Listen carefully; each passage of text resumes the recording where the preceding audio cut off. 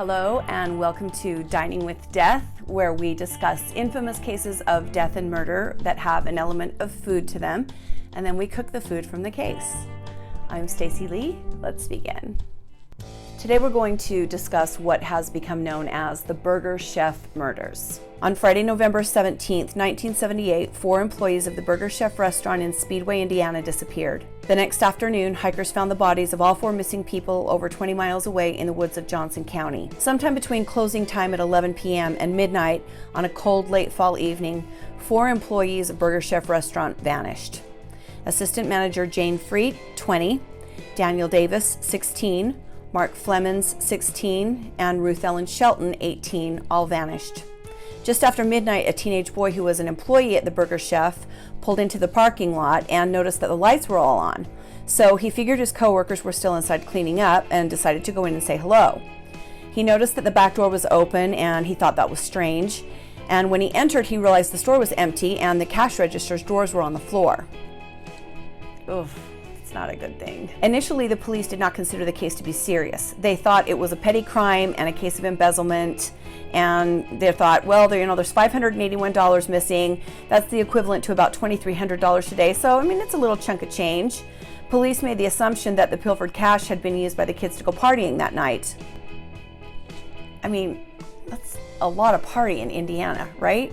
More than $100 in coins was left in the registers.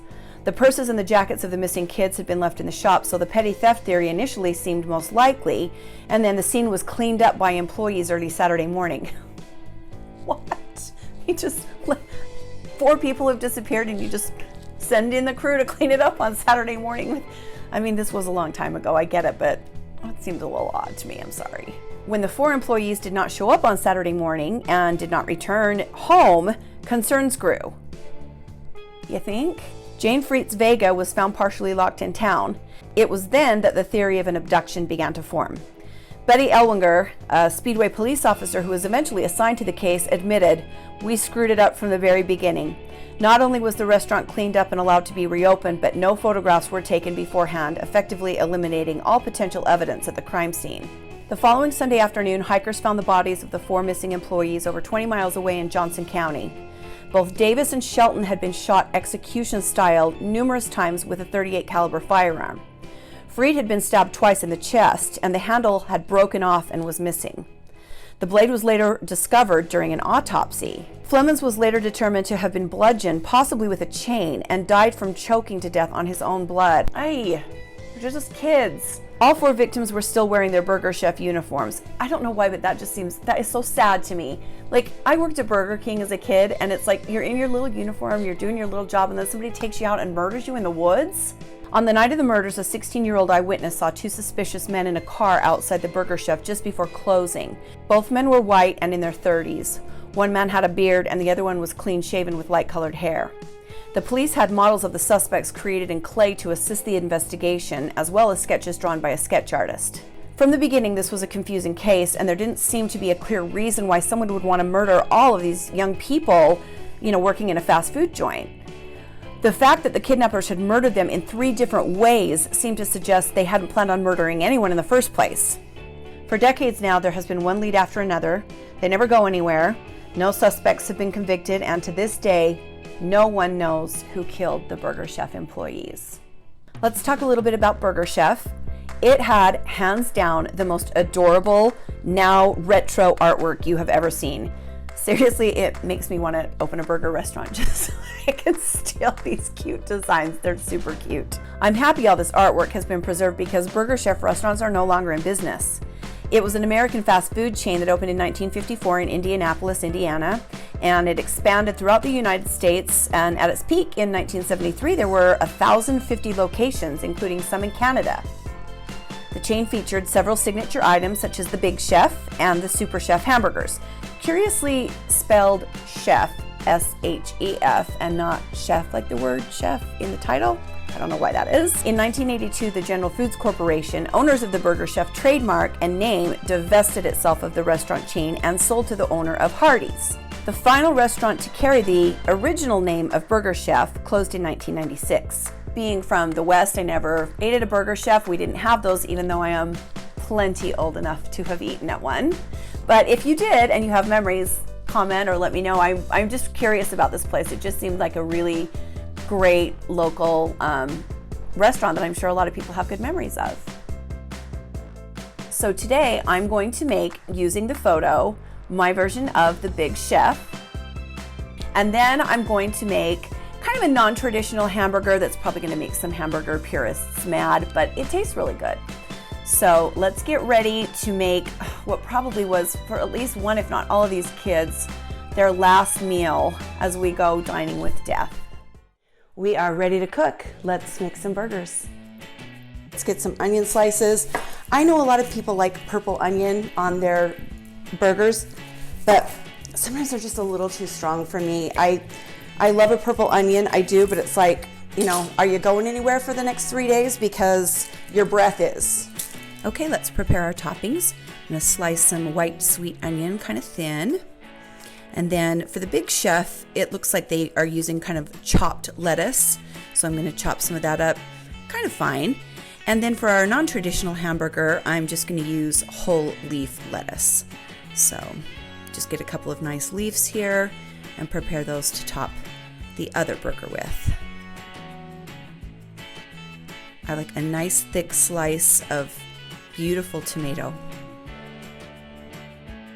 Okay, the Big Chef burger photos to me look like it has kind of a classic Thousand Island dressing. Some people will say Big Mac sauce, but it really is just a basic Thousand Island dressing. In Utah, we have this thing called fry sauce, and it is 2 parts mayonnaise to 1 part ketchup. And then if you're in a restaurant and have access to buttermilk powder, they put a little buttermilk powder in it. But if you don't, you can just use a little drip of dill pickle juice, and that makes your perfect Utah fry sauce. So I'm gonna stir this up and make some dressing. I'm gonna actually use this on both of our hamburgers because it's close enough to fry sauce. It just has a little bit of sweet pickle relish in it.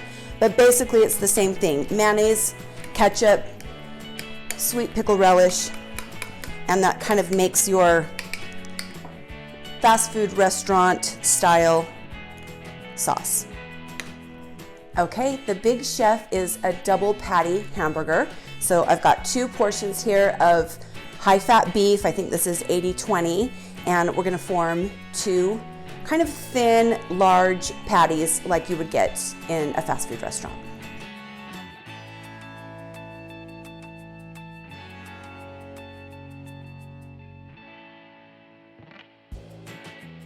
Okay, I've got a couple of hamburger patties here. I'm probably being quite generous compared to what you get in a fast food restaurant. But what the heck? Okay, normally I would grill a burger, but because we're filming today, I'm gonna use a nonstick pan, and we're gonna do our Big Chef burgers first.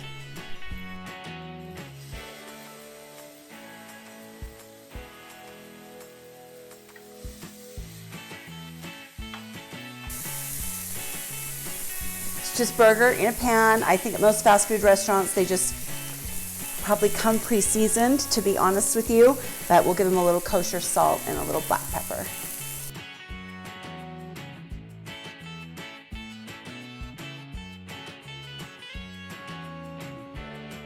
Okay, these are looking good, getting close to being done. Getting that kind of nice brown crust on the outside. Okay, these are done. Let's take them off.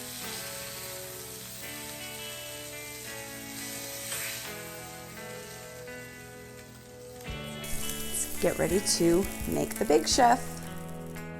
Okay, we are ready to assemble the Big Chef. Using the photo, it looks like they have the bottom bun, then the American cheese, and there's a patty. Second bun, second patty, the lettuce,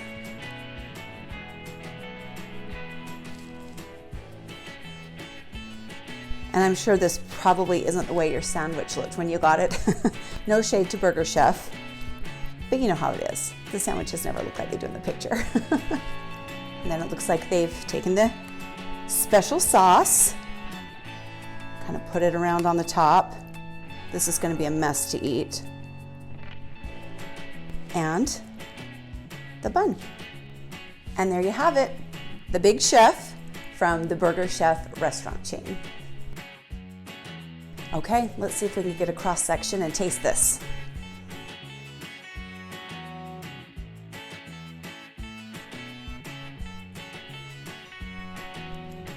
It looks like a fast food hamburger. There's probably a little more meat on it. Let's give it a messy taste.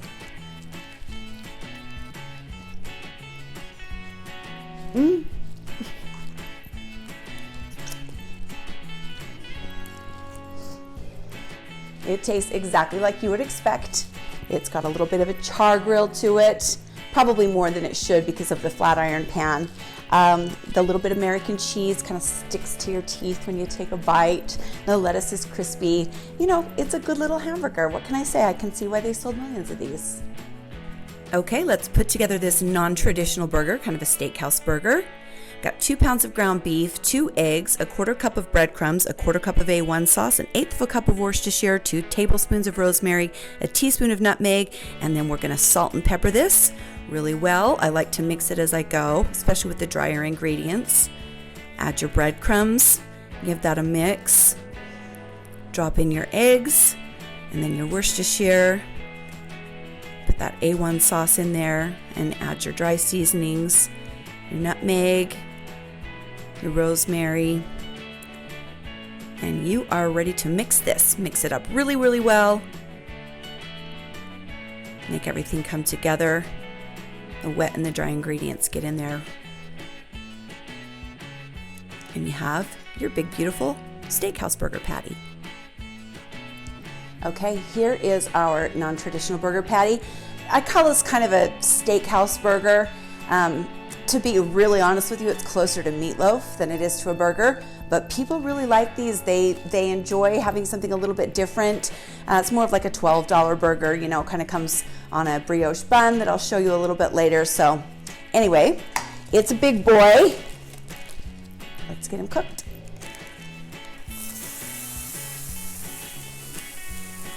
Okay, let's give this guy a flip.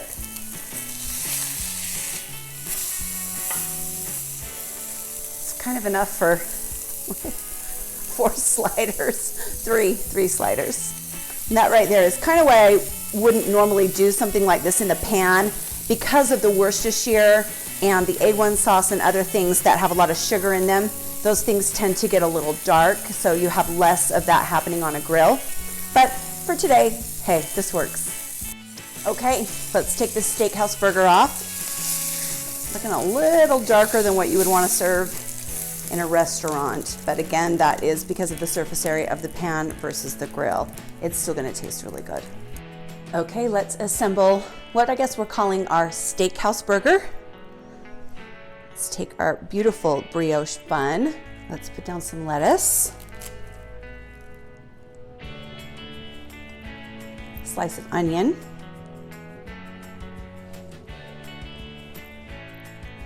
A nice big piece of tomato.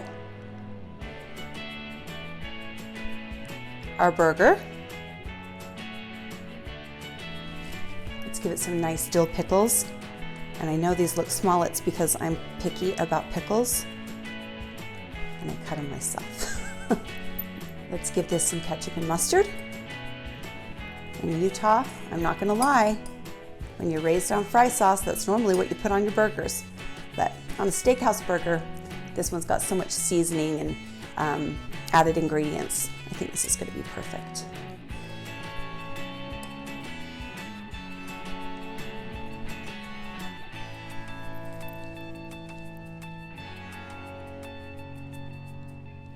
And there you have it, my version of a steakhouse burger. Looks pretty good, right?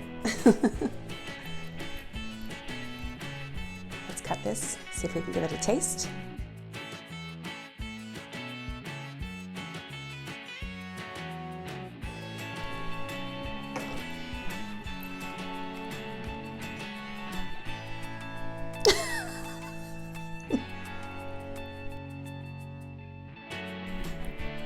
Excuse me while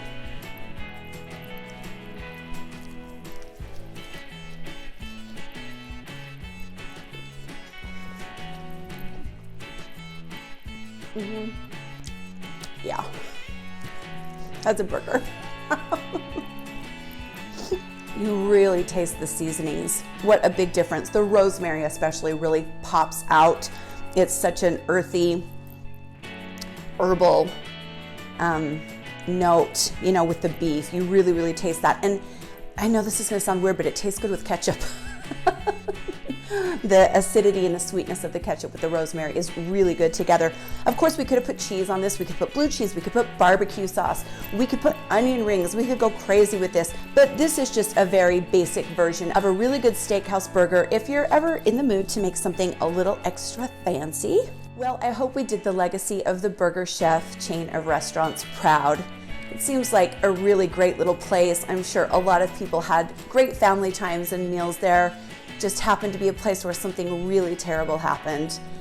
So thank you, Burger Chef, for the memories and for all of the cute artwork, and I'm sure all of the fun times that a lot of people had there. It's kind of sad something so awful took place there, and this is what it's known for. Thank you for joining me today as we made what could have very well been, for one or more of these kids, their last meal as we went dining with death. Stay safe. Feel free to leave me any comments, and take care.